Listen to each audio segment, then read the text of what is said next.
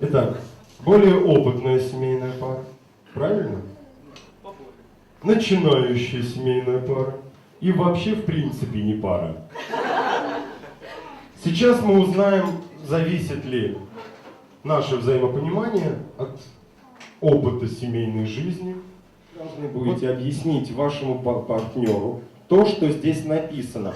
Только жестами, ни одного звука не должно быть произнесено. И потом мы узнаем, что же парни поняли.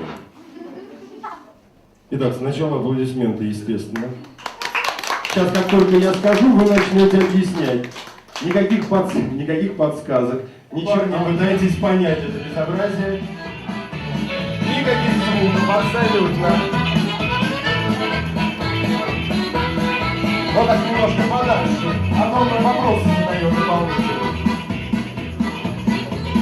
Аплодисменты, а то они так ничего не поймут. Вот они вообще ничего не понимают. Даже белья, а все потому, что серьезный чувак. Здесь я просто вижу, что она знает, как надо объяснить. Колеса чуть-чуть, где-то тут моя радость живет, где-то тут. Там я так смотрю, вот в той паре, они как-то все на слова перешли. Никаких слов, никаких. Я думаю, стоп все-таки, да? Сейчас мы все-таки узнаем, что. Начнем с самой опытной. Так, все, никаких дальше, никаких. Давайте сюда. Так. Ага, чё?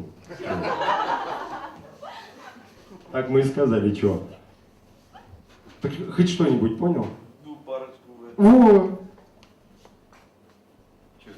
Ну что понял? Ребенка качает. Ну. Близко, ну все. Потом бутылочку пить. Бутылочку женскую. Потом помада женская. Практически понял все. Родился мальчик, тут вес рос. Надо было принести бутылочку для кормления, помаду и коробку конфет. Аплодисменты. Понимание почти полное. Итак, Данил.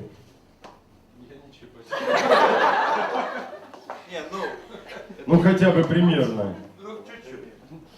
Что-то о детях, что-то... Чего-то 4. Ну это уже что-то. Действительно о детях. Мальчик родился, 4 килограмма. 4 было, и о детях было. Ну, у них еще будет возможность, правильно? Попробовать друг друга понять. Сейчас мы узнаем, что вот эта пара не пара у нас, поняла? Итак. Родился ребенок очень большой, наверное, очень высокий. То есть очень крупный такой ребенок. Да, действительно, 3655 сантиметров. Очень высокая девочка. Ну а что было принести, это уже не важно.